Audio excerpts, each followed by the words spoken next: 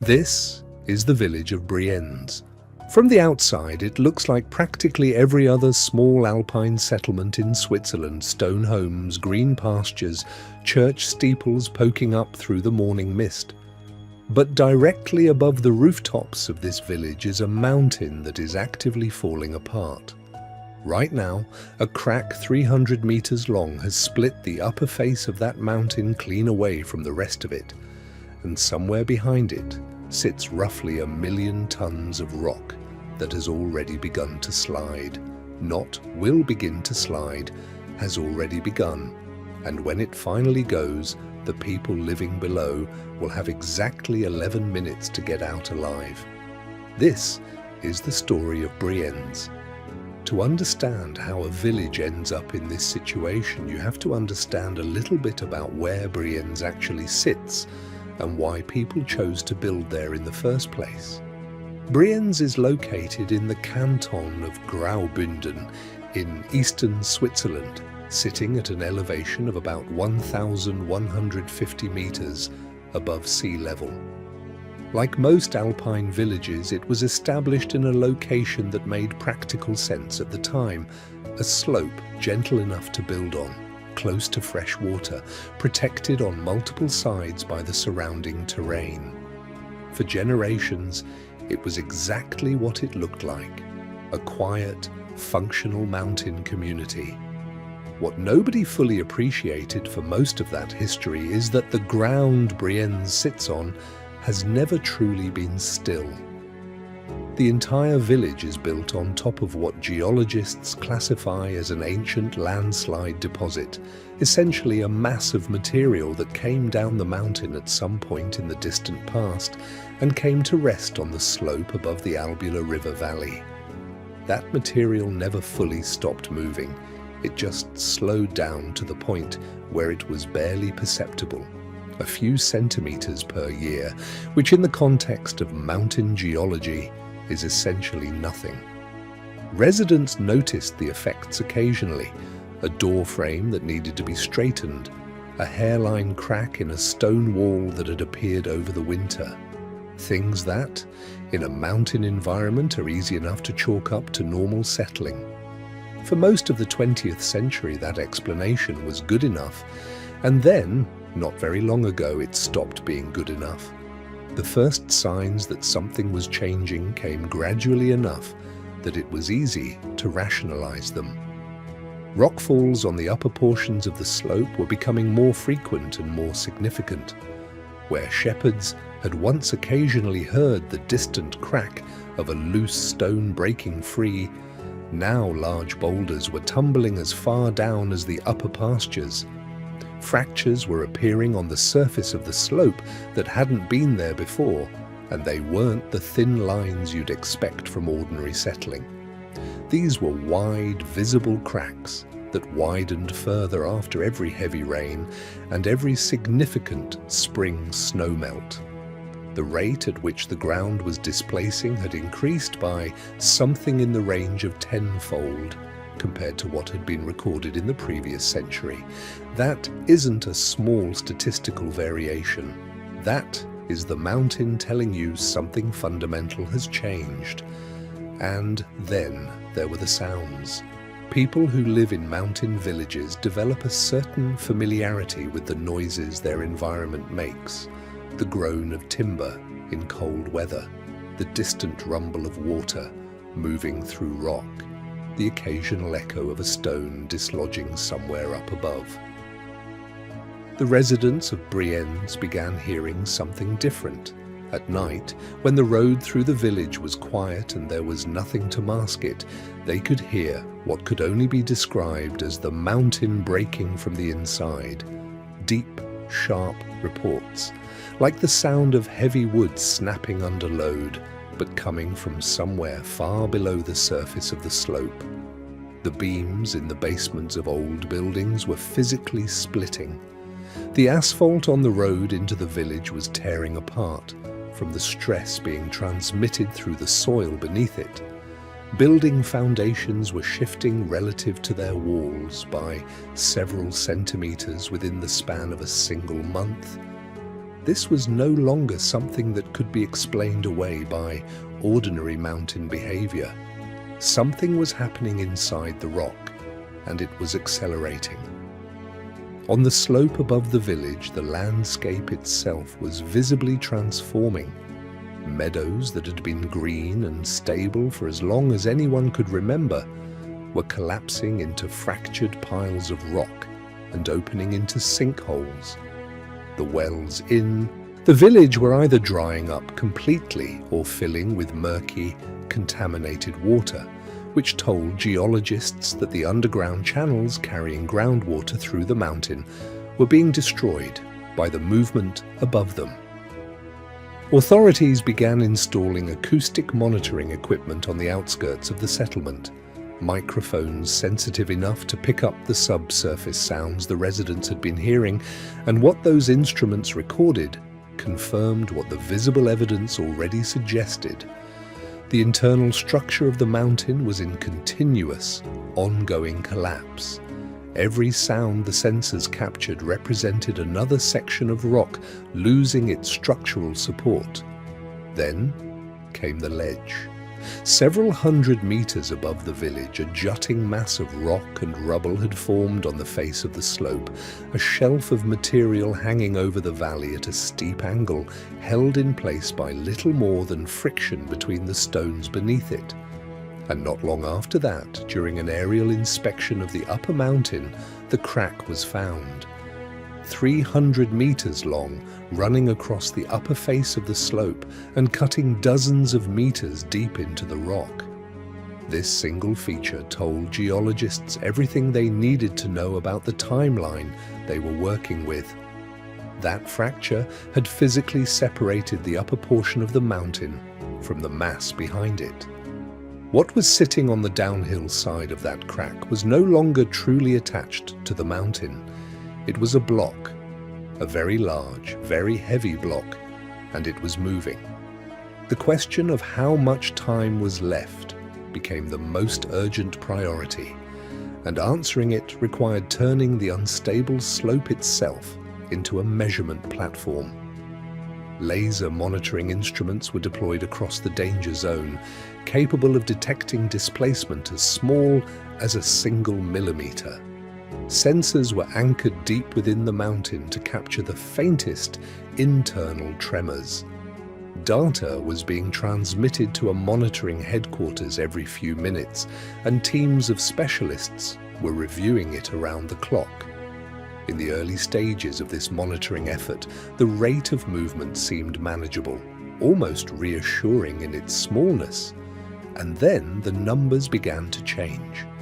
On certain days, the rate of displacement doubled or tripled with no obvious external trigger. Layers of rock that had been essentially stationary for thousands of years were suddenly creeping downward, and the rate at which they were doing so was not linear. It was increasing. Each new report that came through confirmed what the scientists already feared. The process that had started inside that mountain had passed the point where it could be slowed, let alone stopped. Engineers looked at intervention options anyway, because that is what engineers do. Could steel anchors be driven into the rock to stabilize the moving mass? Could concrete barriers be constructed at the base of the slope to absorb the impact? The calculations that came back from those proposals were unambiguous. The mass of rock involved was simply too large for any engineered structure to meaningfully influence. The numbers being discussed, 1 million tons of material, put it beyond the reach of any practical solution. A wall capable of stopping that volume of rock moving at that speed doesn't exist and couldn't be built in the time available. The engineers and geologists were left with the same conclusion.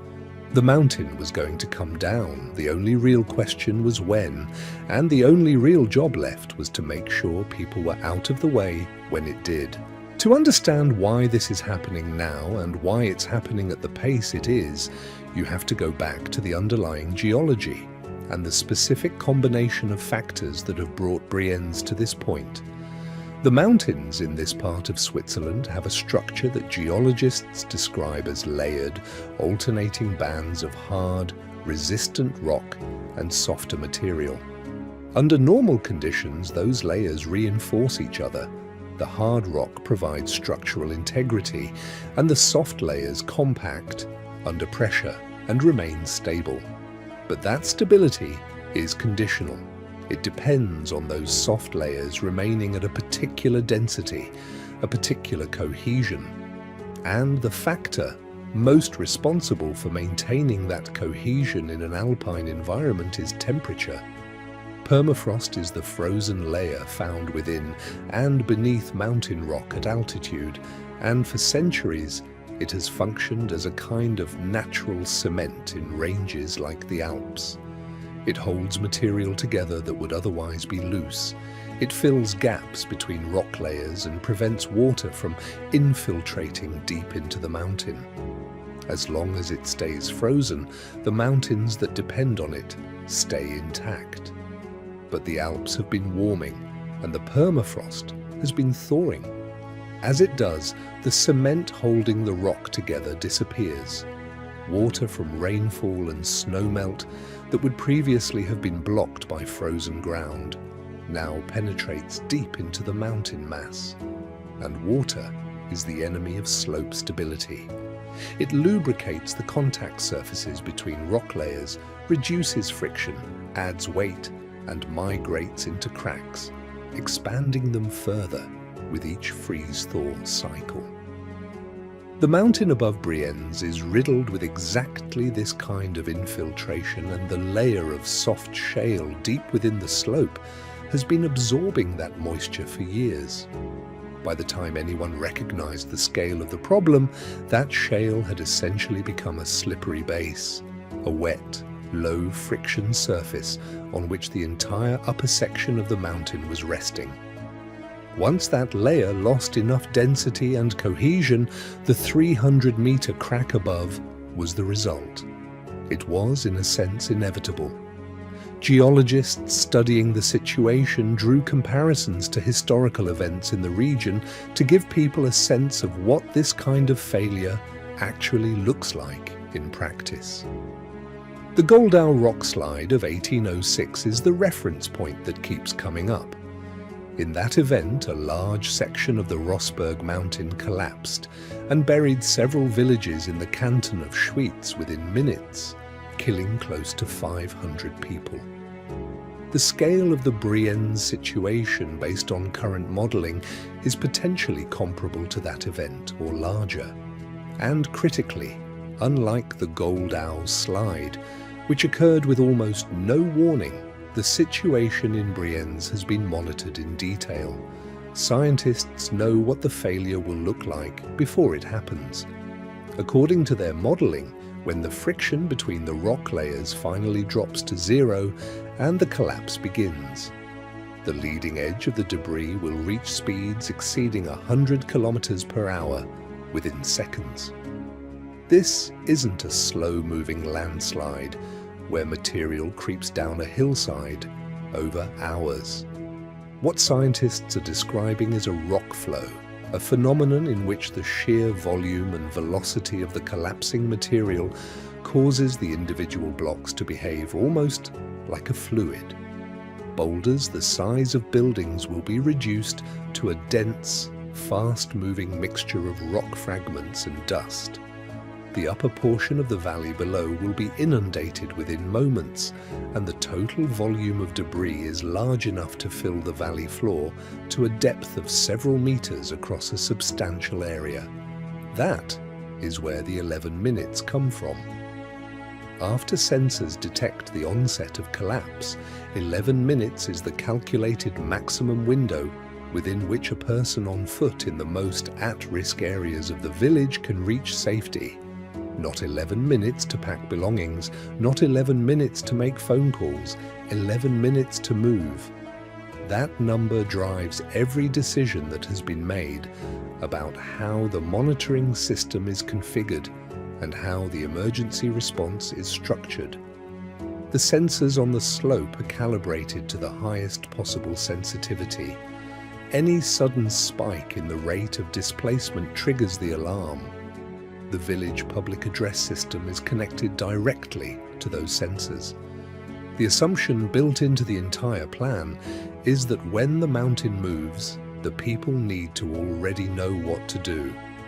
When authorities formally declared a red alert for Brienz and ordered the evacuation of residents, the logistics of that operation revealed just how difficult it is to move a community that has lived somewhere for generations. Emergency plans were distributed to every household. Social workers went door to door. Rescue vehicles were staged near the village around the clock. Concrete barriers were installed at the road entrances to the settlement, and helicopters began maintaining a constant presence over the slope. But the harder problem wasn't logistical, it was human. People who have spent their entire lives in a place don't simply accept that it is no longer safe to be there, even when the evidence is overwhelming. One of the more striking examples from Brienz was an elderly woman, one of the village's oldest residents, who flatly refused to leave. She had been born there, raised her family there, and could not reconcile what the authorities were telling her with the home she had known for decades. She continued with her normal routine while her neighbors were loading their possessions into vehicles. Officials spent considerable time and effort persuading her to comply with the evacuation order, and her case was not unique. The emotional reality of abandoning a home that has been in a family for generations is something that no amount of scientific data can fully address. People understand the numbers intellectually, and then they look at their kitchen table and their garden, and they don't leave. Swiss authorities have been candid about what comes after the collapse. Much of Brienz, particularly the upper portion of the village, is expected to be permanently buried under debris. The roads, the utility infrastructure, the water supply, all of it will be destroyed. Even the sections of the village that might survive the initial impact are likely to remain in a hazardous zone due to the ongoing risk of secondary rockfalls from whatever remains of the destabilized slope. Plans are already being developed for the permanent resettlement of residents to other locations, new housing, new infrastructure, a genuinely new start somewhere else, which is a far more complex undertaking than it might sound. Finding land, building homes, creating employment opportunities, and doing all of that in a way that doesn't simply displace the problem onto another community requires coordination and resources on a scale that takes years to execute. And Brienz is not unique in Switzerland. There are dozens of other alpine villages facing some version of the same problem, slopes that are destabilizing as the permafrost retreats, and communities that have been built in locations that were safe under the climatic conditions of 2 centuries ago, but may not be safe under the conditions of the next 2 centuries. The monitoring effort at Brienz has produced something beyond the immediate task of protecting the people who live there. It has generated a data set on mountain collapse that is unlike anything previously recorded. Scientists have been able to observe in real time every stage of how a large-scale slope failure develops, from the early signs of internal fracturing to the formation of the visible crack, through the acceleration phases, and up to the current state where collapse is considered imminent and inevitable.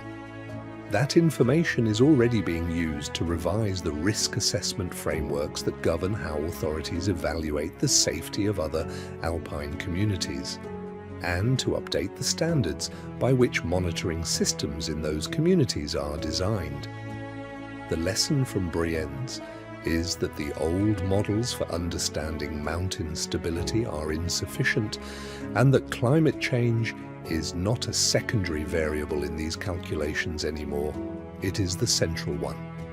The environmental consequences of the collapse will extend well beyond the village itself. The volume of debris entering the valley will alter the course of mountain rivers, potentially creating new flooding risks downstream. Forests across a wide area will be destroyed. Wildlife habitat will be disrupted abruptly. The water that once drained through the now destroyed underground channels of the slope will pool on the surface of the debris field, potentially forming wetland areas or small lakes that will make any future use of the land essentially impossible for decades. Clearing the debris field, if that is even attempted, will be an extraordinarily dangerous undertaking. Heavy machinery on a slope that is still actively shifting risks, triggering additional collapses. The area will almost certainly be designated a closed zone for years after the event, with monitoring instruments left in place to continue studying the behavior of what remains of the mountain. The 300-meter crack in the upper face of the mountain above Brienz is the most visible symbol of a problem that is growing across the entire alpine region and increasingly across mountain ranges worldwide.